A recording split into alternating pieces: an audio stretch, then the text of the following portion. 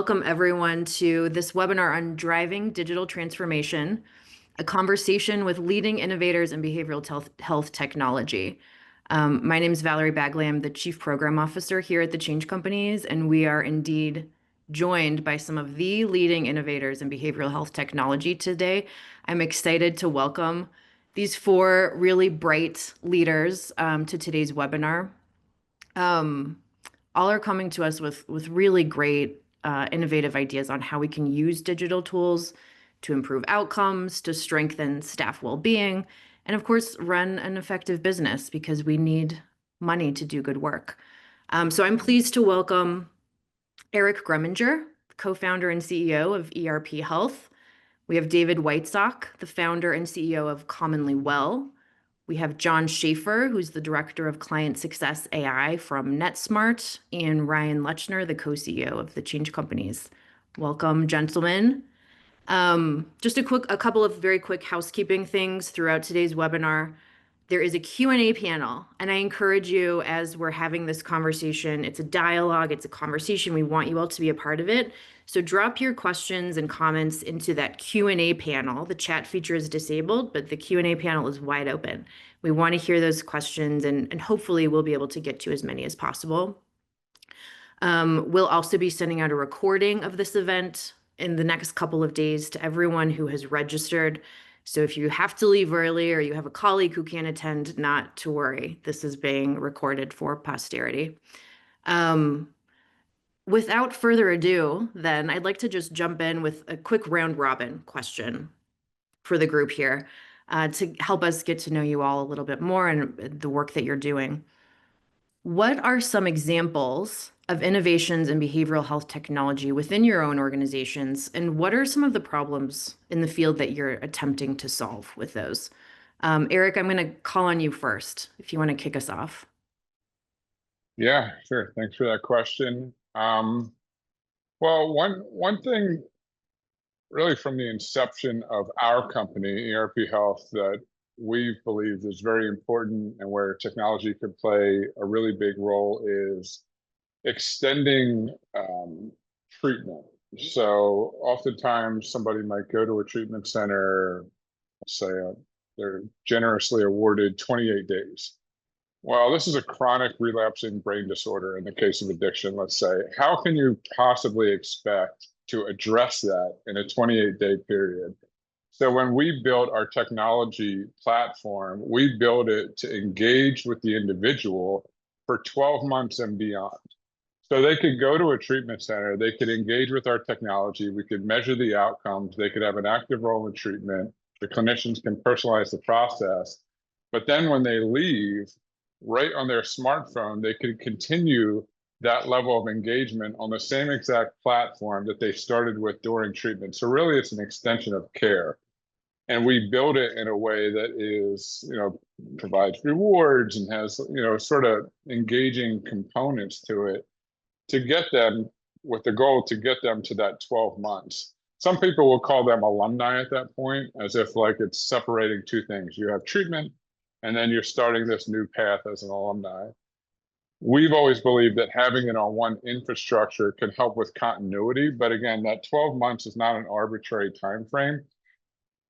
12 months of no longer meeting diagnostic criteria for a substance use disorder, for instance, defined as sustained remission, is really a goal that we're shooting for. I'm a clinician by training as clinician. So we've built that technology to solve for what we believe was a major issue, that continued care. So that would be my answer.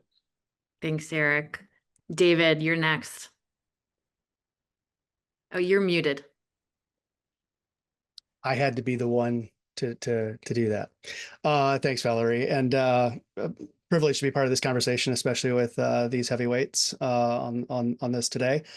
My background is in communications, and one of the things that I've learned in working with folks that are going through the addiction or mental health or recovery journey is that you kind of have two problems. One is there's embedded narratives in the community and in the self around how people feel about their addiction, what society says to them about their recovery. Eric mentioned it about the sort of relapsing nature of it. And so how do you combat that? Where we've combated that is kind of on two fronts, is to establish kind of a standardized questionnaire that is more than just collecting data, but also helping the individual engage in their own process of exploration, using assessments. There's research that backs this, using self-assessments to drive their own internal motivation or external change processes, which then gets at that narrative, fights that narrative in the community that says they're terrible people when really they're not. And the assessment actually says that they're not.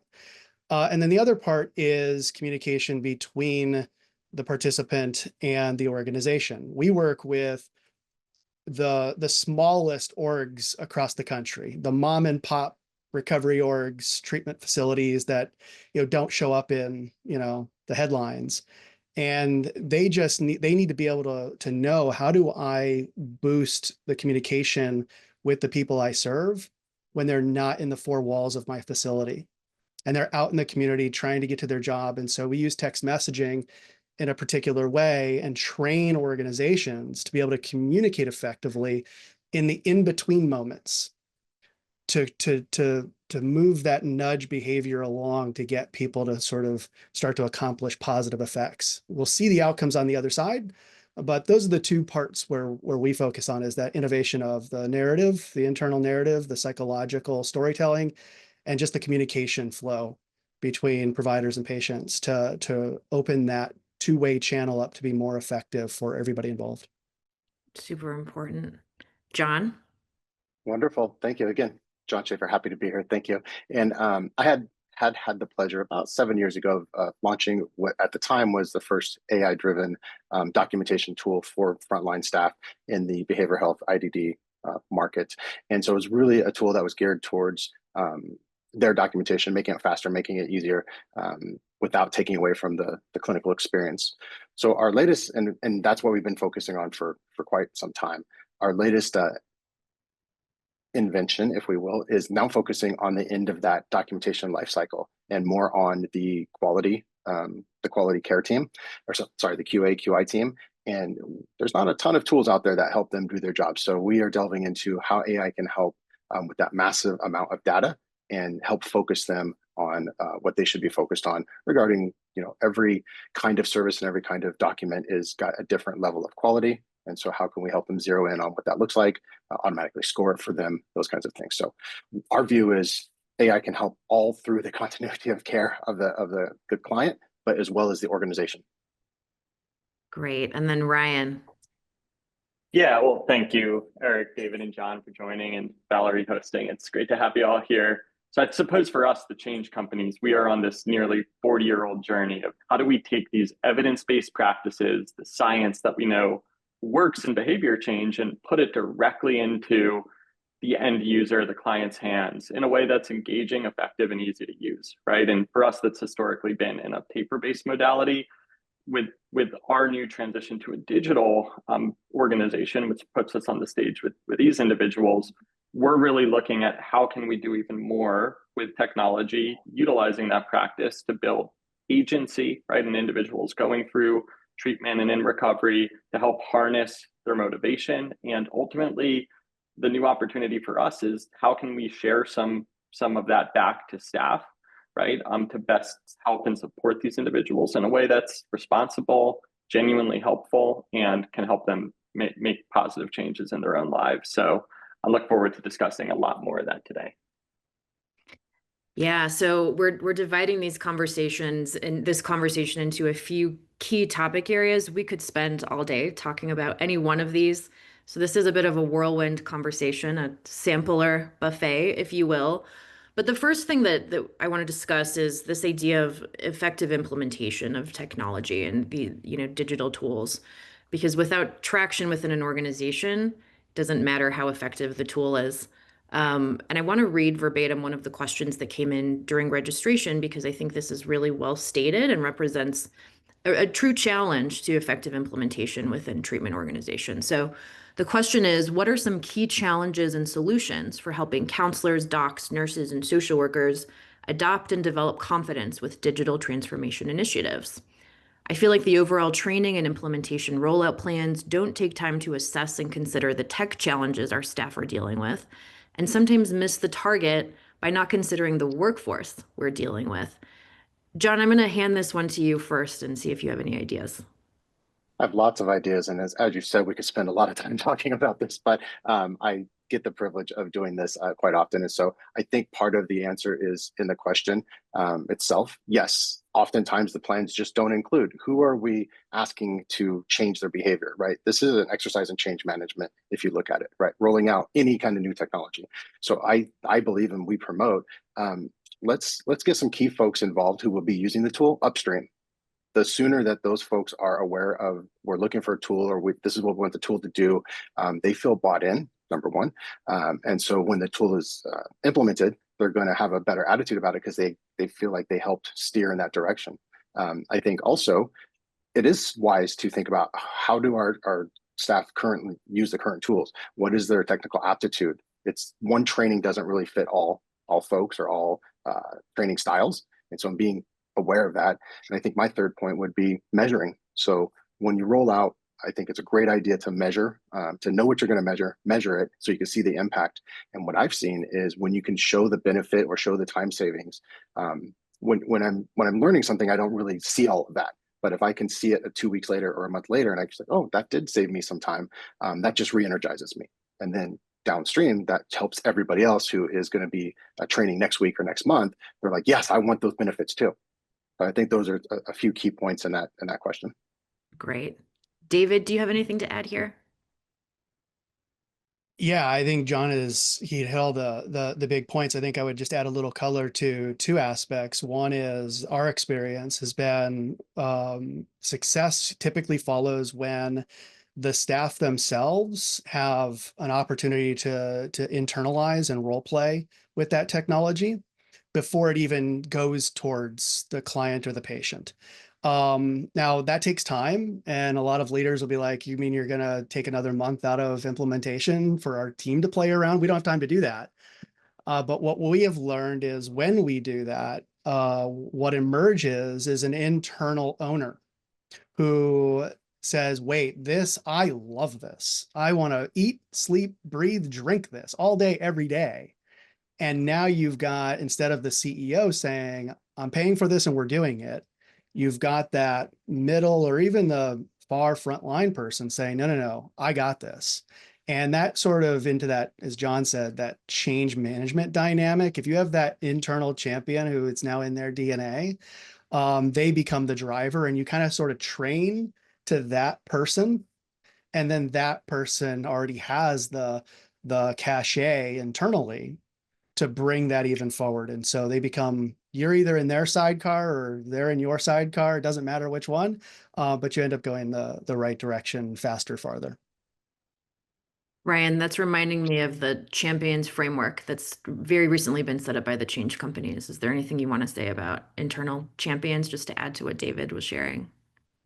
Well, I'll answer that, but maybe taking a step back, right? I think we all have to remember, like, failure in the past to implement technology does not dictate failure to succeed in the future, right? It's the behavior change field. I think this is a core principle to all of us. And probably implied by that question is some really bad experiences implementing technology. When we're talking to clients about implementing Atlas, they often are coming off of, hey, we tried to do something with technology that didn't go well. Their staff's burn out. They don't believe that the change is possible. The failure to implement in the past does not imply a failure to implement in the future. So let's figure out where things might have gone wrong. Maybe we failed to identify internal champions and stakeholders. Maybe we just do this a little bit too often and our team needs a break. Maybe there are some fundamental technology barriers with our staff that we need to get right first, right? So I do just would encourage anyone, and we're working with organizations, we first ask, like, why have things not gone well in the past? Because let's start there. Let's make sure that we're addressing that. On the champions model, it really is exactly like what you said, David, right? Finding those internal advocates. We have often found that it's not even the most senior individual. Sometimes it might, not even be a supervisor. It might be a peer who just has the hunger, the excitement, and the readiness to adopt technology. And we're able to really partner with that individual to build some internal momentum, show us some success stories in the first 30 days, and kind of bring other people in along for the ride.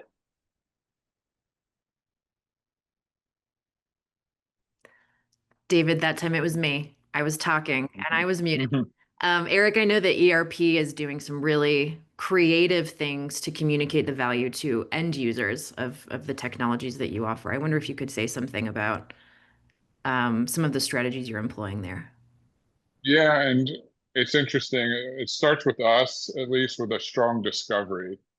I mean, the space that we really primarily work with, addiction treatment, mental health providers, there's almost nothing consistent about it, which is kind of neat and exciting in some ways, but also a little maddening when you try to create like just straight up procedures, because everyone's a little bit different in the sense where a behavioral health tech might be a critical player in the adoption of our technology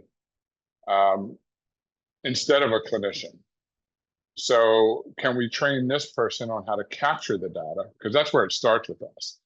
You know, I can't capture the information from the patients, from the individuals, then we really can't scale it across the organization. So who's that person? Is that a clinician calling somebody in 15 minutes before a session, handing them a tablet, and then doing measurement-based care and treatment? Is that how our customer wants to use it? Is it the behavioral health tech or a peer support specialist going out on the smoke break and saying, hey, do you have a minute? Let's get this done because this is important for your care. So really kind of identifying, obviously, internal champion when it comes to the sale, but then once the sale is done, who's that key player within the organization that's going to allow us to capture the information?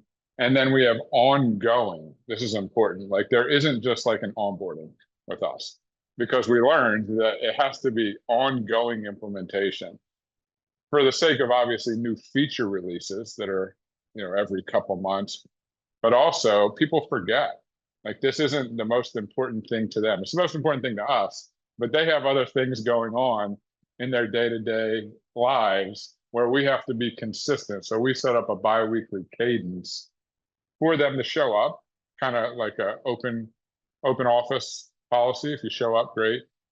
And that's been very helpful with our adherence rates, which is a key metric for us, you know, patient adherence rates. And then I would just finish with this: integration has proven to be like non-negotiable with who we work with. So being able to integrate with their EMRs and CRMs, they don't want another login. Even though we have single sign-on and we did all this work to make it super easy, it's like, no, I'm not logging into two systems. So being able to integrate with their existing kind of trusted technology, typically that's an EMR with our customer base, mission critical. Great. I'm going to pivot a little into client outcomes. Obviously, that's really important to this audience, to the people that they're serving, to make sure that whatever tools are being introduced are effective and helpful and really promote person-centered care. Ryan, I'd love to point to you on talking a little bit about what role technology can play and what happens outside of the therapeutic environment and how it can help people stay connected on their recovery journey. Yeah, great. So there, to state the obvious, right, there is a lot of time in treatment and recovery when you are not with a skilled therapist, with a peer, right, or with a counselor, folks who are there to support you. And part of our goal, right, is to provide people with tools and resources that can help them, you know, should they want to start working on some positive changes, right, over that period of time. And I think what the research shows is that 87% of behavior change is extra therapeutic. There are a lot of environmental factors that, you know, contribute to someone's success. And when folks are either struggling, making positive strides, right, I think technology can play a role to be there, right, kind of a partner in your pocket to best support and help individuals. Great. Eric, do you have anything to add here? I think Brian said it perfectly. You know, there's so much that happens outside of that clinical setting. I mean, when I was doing clinical work, you're lucky to get 50 minutes a week face to face with somebody. There's so many important details that are happening outside of that 50 minutes a week that if I could have it, some of those insights surfaced to me to help me prepare for that 50 minutes, how much more efficient can I be? I think that's ultimately what I've seen technology thrive at, efficiency in that very important session. So if you're a master level clinician, the more information you have, the more effective and efficient you are in that limited time that you get with the person. So I think that's where the two really play a nice 1-2 together. Great. I know a question that often comes up in the context of this particular topic is, are these tools evidence-based? Is it, grounded in research? And David, I know you have some thoughts there. Yeah, and I think that's a kind of a double-edged sword, because what is it that we're talking about that is evidence-based? It could be the intervention, and technology is merely being an observer of the intervention. So that's one part of the equation. The other part of the equation is the technology actually an intervention in itself that you want to have evidence behind in terms of its effectiveness or efficacy? And I think understanding the difference between those two is really, really important, but also just pick up on what Eric was identifying when we think about outcomes and research and evidence-based tools. In the moment, it's important to understand that maybe what we're asking about is not necessarily an outcome, but really a performance metric. How are we performing? We as both the participant or patient and the provider. How are we performing? And then two is what happens after the fact, down the road. And I'll just share that one thing that we're starting to learn, and Eric, you mentioned it about integration and multiple sign-ons and all of that stuff. We have started pushing daily summaries by email, not identified, but just here's how the organization did yesterday or last week or the week before. Businesses already do that. Like regular non-healthcare businesses have reports and dashboards fed to their Slack channel and their email all day, every day as leaders. But the culture within organizations to do that or be that oriented around data and information on the day-to-day, that doesn't exist. And so I would just add that when we think about research versus outcomes versus using data, is really what is the moment that we're trying to solve for. And if it's in the day-to-day, I might not have a research orientation. I might have what information helps me right now help this person or make this intervention, which is evidence-based, most effective in the moment. Once we answer those questions, then we can start to figure out, okay, do we need an evaluation plan? Do we need to actually do IRB-based research, et cetera? Great. Stepping out of my moderator hat and putting on my panelist hat for just a second, I just want to add to this that there is a good, better, best, of course, when it comes to any sort of treatment and, best outcomes. And as much as we would all love to achieve the best, we know that the field is overwhelmed with the need for treating people with depression, anxiety, and substance use disorder. That those behavioral health concerns are far more common than what can be addressed by professionals in the field. And so thinking about, if we can't have the best and have everyone have that just unlimited face time, what we do know from the research is that digital interventions are better than waitlist, which is sort of like a no duh, but also that digital interventions in many cases, if CBT and skill building are an important part of that they can actually be just as beneficial as that face time. And so, thinking about our limitations and what we're able to deliver and then augmenting those gaps with some of these tools, I think is another important consideration when we're looking at what is evidence-based, what is best practice. Yeah, and I think Absolutely. Valerie, oh, go ahead, Eric. I was just going to say, absolutely. I 100% agree with that. One of the reasons I really love what Change Company is doing, I mean, giving somebody a task to complete, that alone, agency is so overlooked in this field. Self-efficacy. Hey, I got something done. Maybe, just maybe, I'm more competent than I initially thought. And the cascading effect that can have on somebody's mental well-being is exceptional. So. Yeah, I think and there's I'll another. just go ahead, John. Sorry, I was just, I agree Yeah, with everything we're sharing. I think there's another aspect to this too, is if you're getting data from those activities, right, while they're happening without being in front of a clinician or staff member, and that information is coming in through whatever methodology, text messages was mentioned, push notifications, tasks being assigned. Now, as you were saying, Eric, I have more information the next time I see that client. And really where technology will lead us is, and I'm sure some of us are working on this, predictive analytics. Because I know this pattern, because I have this information, or this other information is missing, therefore the client is more likely to blank, right? And then if we can predict these with a reasonable, a reasonable amount of certainty, then we can intervene before the negative event happens. So I think that's another aspect of this as well. Great. Ryan, anything to add? I think everything here was well said. I agree. What a great crew. Okay, the next topic focus area here is business success and technology. Everyone here has to, again, keep the lights on in order to do good work, in order to serve the folks that they're serving every day. And we know that we're facing a period of funding cuts and strained workforces. So the question is, how can clinical success translate into business sustainability, particularly where technology is concerned? Ryan, do you have any thoughts there?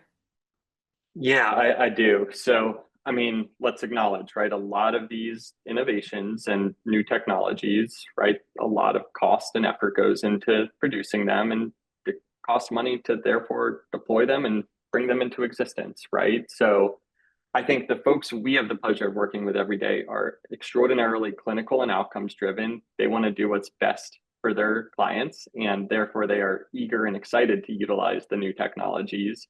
Sometimes the challenge and the disconnect is, well, whether it's a CFO or a board member or funders, how do we actually communicate the value in dollars and cents? Because we are not just fiduciaries of these individuals' lives and helping them grow, but also our budgets, right?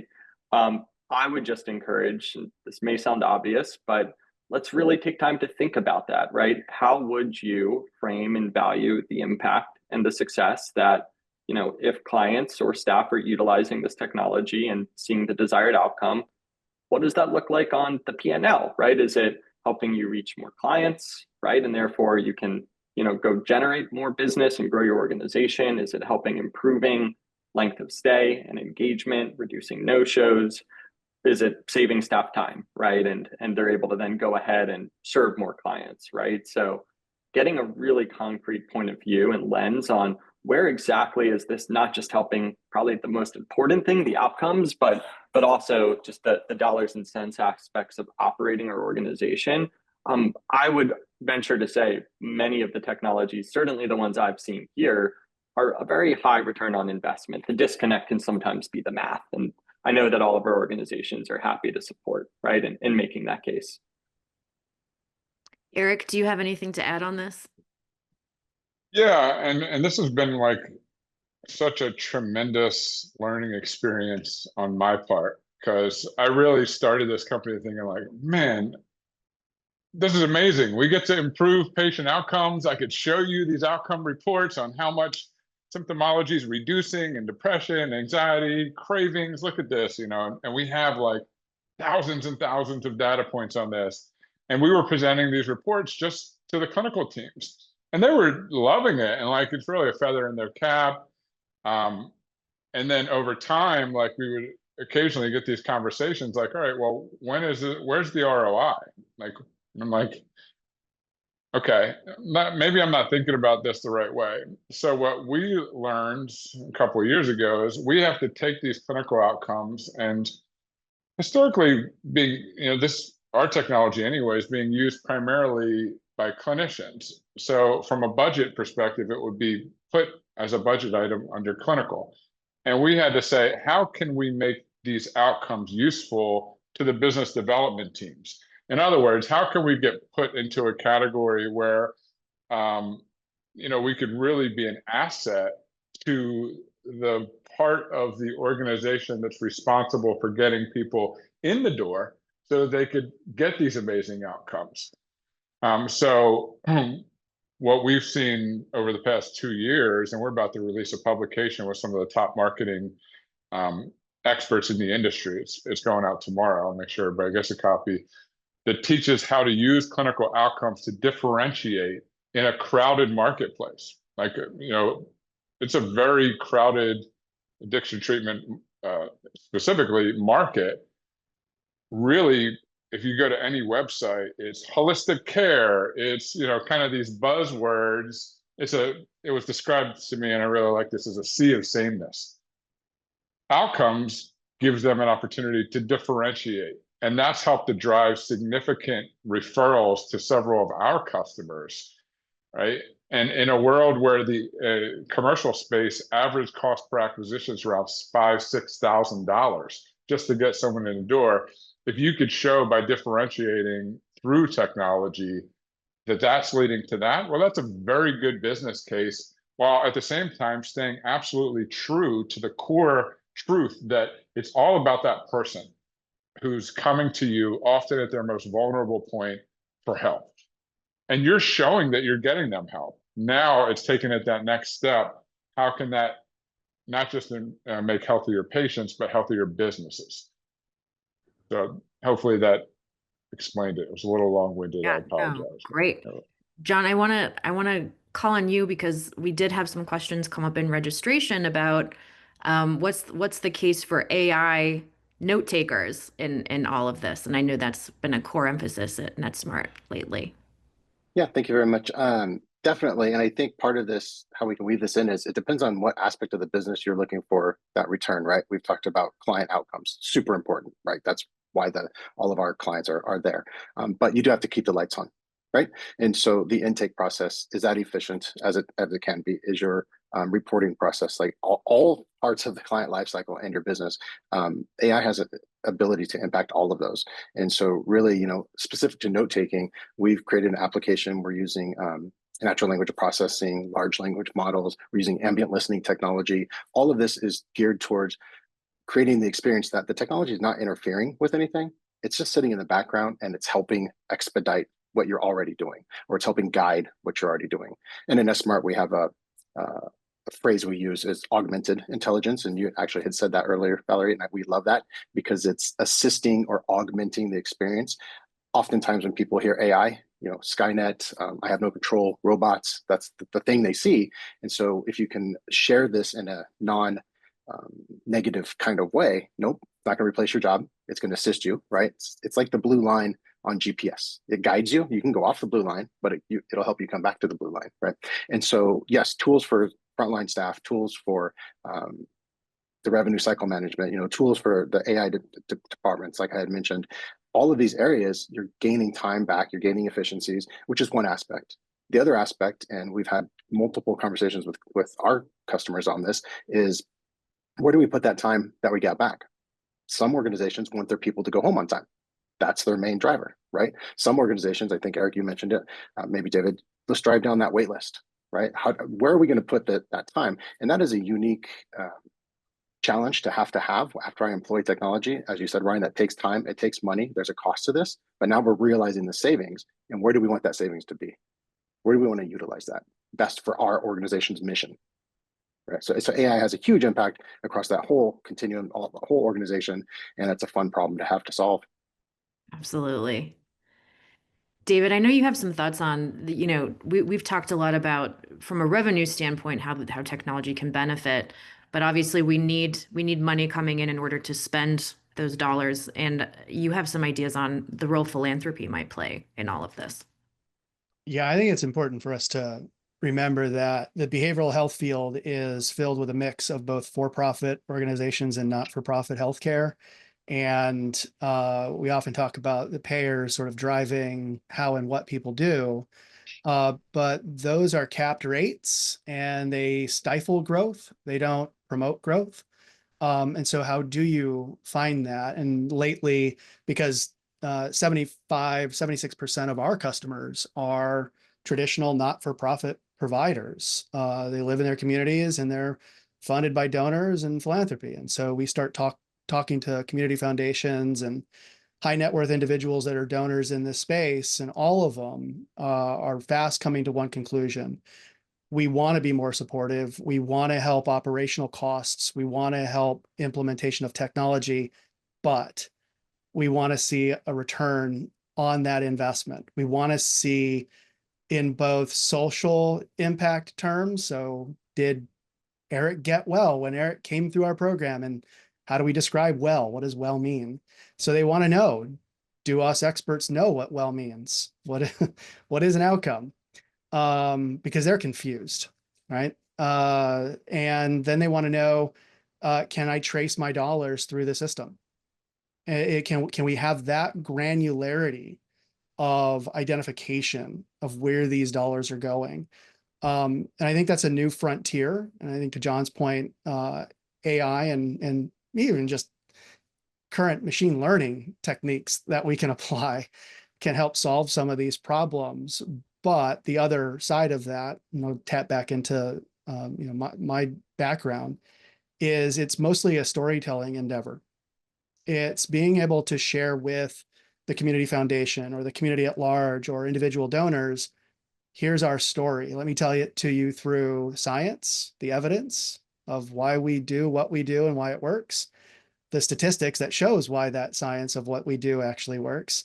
And let me give you a good story that's going to tug on that heartstring, that's going to get you to reach for your wallet and hand me that dollar or $1 million. And I think getting people to understand the architecture of that will open up additional avenues to find other funding sources that can support all the various parts of that business operation that needs to function. You're on mute, Valerie. Did it again. I want to pose a question that's been dropped into the Q&A here, which I think is a really good one. And I want to open it up to anyone in this group who wants to take this one from Stas. What are your thoughts on the great work you're doing in improving outcomes being counterproductive to the general inpatient treatment industry's revolving door and profits? IMHO, in my humble opinion, they have no financial incentive to improve outcomes under fee-for-service models. Ooh, can I start? Please. I'll be really quick and I'll be spicy. Stas, you're not wrong. And I think those people don't understand math. I think if they looked at their own community and did an assessment of the serviceable addressable market, the total addressable market of the people that could walk in their door and be diagnosed versus the people that could walk in their door and be on the edge case of a rising risk, they would find that if they move the people out that they currently serve that are the high risk, high need folks and start serving folks that are a little less down the severity index, they'd have a stronger business. They'd serve more people in their community. And it would be bottled up by the people that keep cycling through because they're the sickest among us. That's just a bad business. They think it's a great business, but it's a bad business and it's bad for people that live in a particular community. So I think they're just bad at math. Great answer. I could jump in and add to that, although that was excellent explanation. It's also very short-sighted. I mean, you have to consider the fact that oftentimes people who are going to the treatment center, their parents are helping them, community is involved, like they know this is a major issue. They know this person's at this treatment center. Their fingers are crossed, they're praying, they're rooting for them. If you could show these people that you did great with their loved one, you took such good care of them, and you're willing to kind of be transparent with the community about how well you're doing, they're going to tell everybody. They're going to scream that from the rooftop. And just the nature of addiction and how prevalent it is, somebody on the block's going to have it. somebody at their bingo game is going to have it. And where are they going to recommend that person goes? To your treatment center. That's a good business model, a healthy business model. Counting on that person to keep coming back and back. Number one, their benefits are going to run out eventually. They'll be considered such high risk. Like, this isn't a long-term viable business plan. And it's not very kind either. That's a factor too you have to consider. Like, there's a human element of this that I just hope you're bringing to the table if you got into this industry. Well said. Pivoting again, let's talk a little bit we've talked about person-centered care a bit in this conversation, quite a bit in this conversation. One of the questions that came up in registration was around some of the ethical considerations of digital tools and telehealth, and how that sort of fits in with person-centered care. David, you have a law background, and I know you've applied that into addressing some of these ethical questions. Yeah. Obviously, when we're thinking about technology, we immediately implicate data. And so many of the organizations that are bringing this technology on, while they might check the box every year around HIPAA compliance and they do their training course and somebody keeps that tracked in a spreadsheet, what we tend to see missing is just general knowledge of who is allowed to access certain data, when, where, how long the data is retained. And so I think there are some considerations, ethically and otherwise, legally, that need to be taken into account as we're bringing in this technology. Just because we have a BAA somewhere and someone else said, yeah, this is fine, let's go ahead and turn this AI agent on. I'll just share an example. So when we developed the Recovery Capital Index some 12 years ago, inside of a peer coaching organization, non-clinical, we worked with a lot of experts. But for about 4 years, we never passed those scores directly to the participant. They hit submit, and then in the workflow sat with an individual and got an interpretation from a quote unquote expert on that score. Why did we not do that? Because we were afraid that because it was new and this sort of measurement-based approach and quantifying ourselves, what would happen if that individual saw a score that they couldn't quite interpret it and they went and did something that was a terrible outcome?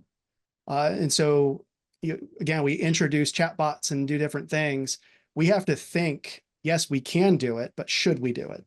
And every time we bring something new into our organization that is digital or tech, that should be the first question that we ask ourselves throughout the entire practice of the organization. And I'm not saying go get a bunch of lawyers involved, because lawyers are really too risk averse. But just think about what's necessary and who should have access to this data, because we are now producing a lot of data, very sensitive, and we've got to have structures around that. I think the biggest challenge that we kind of are concerned we ran into, thinking deeply and cautiously about these challenges, right, is we're essentially having individuals do journaling digitally. Those responses are being shared back with staff, right? How best to approach that, right? And of course, step number one is ensuring that there is awareness and consent from the individual to share back their most sensitive thoughts and feelings. What surprised us in a big way is that when we kind of did our participant interviews and got feedback, they really wanted their counselor to be reviewing and responding to their response to their journaling prompts, right? And if anything, they said, we just want to know that someone's reading this and reviewing it, because I am trying to share this information with you, right? So I share that point on, like, I think that there are significant and real privacy, data sensitivity, and consent issues to work through. There's also, I think, a challenge with not utilizing the latest tools, right, to best advantage and support individuals too. So it's a balance, but the cost of doing nothing is very real as well. Right, and I was going to use the word balance. I love balance. I think it's important in lots of places, but I agree with you wholeheartedly. We need to use the data. We need to collect the data, but everybody should be asking the question, especially when we get into the AI space. How are those models being trained? Are they being trained on my data? Where's my data going? Are we data sharing? And we've been doing this concept this conversation has happened for a long time, right? Sharing data with health information exchanges, sharing data with data lakes to reporting throughout hospitals, right? Data has been shared for specific purposes for a long time in our field. And so you could take that aspect, but I think it's a balance too. I fully believe that it's a balance, but ask the questions. I'm going to read another question that came up in registration, which I think is part of this as well. What are the pros and cons of technology versus working with a care provider in person? Parentheses, is it worth considering technology over in person? And I think there's maybe another question here, which is, does it have to be either or? John, I'm gonna go back to you on this. I know you have some ideas. Sure, thank you. Again, I think that's balance. I think my answer to that is where's the need for the client? What do they have access to? Right. A lot of the tools that we build at NetSmart are for the provider given their scenario. Maybe it's their tech aptitude, maybe it's they don't have connectivity and they work crisis in the field and they're driving around everywhere. So what does the client have access to? What do they need? Right. If they can't come into the physical location, the brick and mortar location, they just can't get services. That's not our mission, right? That's none of our missions. We want to serve our clients. And so, yes, telehealth type solutions are very helpful, but you can expand that, extend that. You know, is there some kind of system that you can have push notifications via text or via a secure messaging system with the client? I do believe in meeting the client or the provider where they are. And I think educating ourselves on the available options and the security around that will get us to be able to provide that for the client. We don't educate ourselves and we stay away from it or we steer away from it just because it's new and we don't understand it, I don't know that we're helping our clients as well as we could be. Yeah, we've kind of seen this set of waves since COVID as well, where at first, of course, programming, a lot of clinical care has went virtual, right? Yes. Wave two is folks saying, hey, we really want to be back in person. We want to do our sessions in person. And wave three has been, hey, we really see that there was some permanent sticking power to virtual care delivery, right? Some of our sessions, not all, will continue to be telehealth. So let's figure this out. How do we normalize and set standards and ultimately figure out best practices to deliver care virtually? And an example that was shared with me was, hey, you've got someone, justice involved individual who's sanctioned by the court to go, into treatment, right? They might have lost their license due to DUI. Having them take a 2-hour bus ride into treatment, spend a few hours there, have to go home, take time off work, find caregiving, maybe not be treated so well along the way. How is that treatment experience going to look compared to someone who can step into a break room for 30 minutes, right? And do a virtual telehealth session. So that's kind of where this new wave three is really showing some sticking power that it can play a critical role. And like you said, John, it's a balance, right? And there's times and circumstances where both modalities are appropriate. Fully agree. David, anything you'd like to add here? Nothing that hasn't really been said. I just would go back to, if we're thinking patient-centered, does your organization have a client journey map? Have you mapped out the beginning touch point to the end touch point? And all along the way, you'll figure out the moments that can or should be digital or virtual versus physical. And those things will start to answer themselves. The client's going to tell you too. But I really do think having mapped out, client journey maps are a helpful exercise to understand what might be the best benefit of delivering virtually, which might be lower cost, versus physically and higher cost. You'll probably figure out that you've got some upside for ROI if you know the differentials between those fork in the roads on the journey. You may have just partially answered this question in the chat in reverse, David, which is from our favorite client named Anonymous, who's here at every webinar. The question from this person is there a roadmap being offered? What are the key tech recommendations for small businesses to help us improve workflow so we can focus on clinical work? Current challenges include the lack of integration between platforms and tedious contribution through spreadsheets and docs. I think the question here is, how do we think about what first, second, third looks like in rolling out and considering digital tools? we all are off mute. So I think we're all eager to answer this Yeah, question. I'm opening the floor for this one. Thank you. I'll just go really quickly. Again, this is what I do daily, and based on questions we've had questions we've been asked ever since we've had an AI tool, is where do I start? Where do I start? You know, what do I think about? So I will offer, you know, if anybody wants to share their email address with Valerie, I can get you a guide that we had created. It's a one-page guide, and it's just, hey, think about these things. And we present it in a very nice manner. It's a kind of a quiz, score yourself where you're at today. And then there's some improvement ideas. We call it the AI readiness assessment.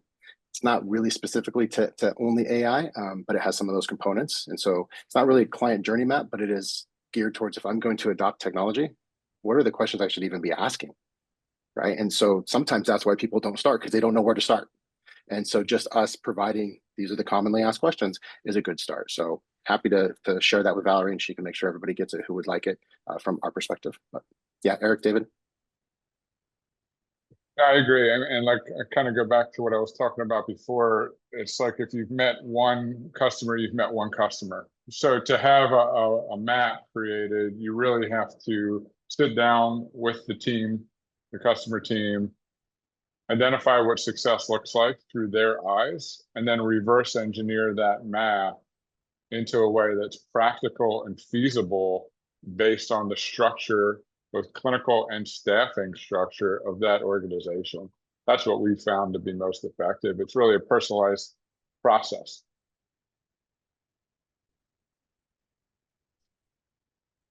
All right. As we sort of near the end of this webinar today, I want to pose a question to all of you, which is what is your greatest hope for the and maybe this is a mission, you know, organization wide thing, but what do you hope that will be the impact of these tools on the behavioral health field? What can change? What can we reshape in this field as a result of some of these technologies that are emerging? Eric, I'll start with you. You're a one person off mute at the moment. What are your ideas? Well, we've touched on a lot of them. I mean, I just think it's important for us all to always remember, like, this is probably, in my opinion, I've done this for a decade now, the most exciting time ever to be working, you know, in the behavioral health industry. The growth rate is exceptional. You know, it's just the innovation, but it's important to always remember that at the core of the entire massive $90 billion business, it could be boiled down to an interaction between a person, often at their most vulnerable point in life, you know, seeking help for a substance use disorder, mental health condition, whatever it is, and a caring, qualified clinician capable of offering that help. When we are laser focused and leverage technology to measure and improve the quality of that interaction, it creates a positive ripple effect throughout the entire business and the entire industry.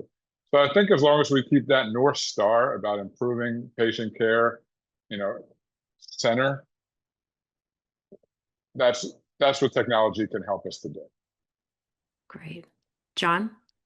Yeah, I think my philosophy has always been we're all people in this people business. It's people helping people, whether it's me at the tech company helping the providers or the providers helping the people who are in need of help. So my number one would be that those outcomes keep improving. We keep the ability to help people regardless of insurance companies and payers and all these rules and regulations that we have to follow. So number one, that is really important. My number two would be, I think what I've seen over the last 10 years is this kind of technology is being more widely accepted, but it's been adopted largely in every other area of life. And so in the healthcare, behavioral health, mental health, BD, substance use, let's keep that trend of let's adopt this technology, which can then enable me to be more efficient so I can see more clients, or I can go home on time, or I can have any of these benefits. So those are my two wishes for what's to come.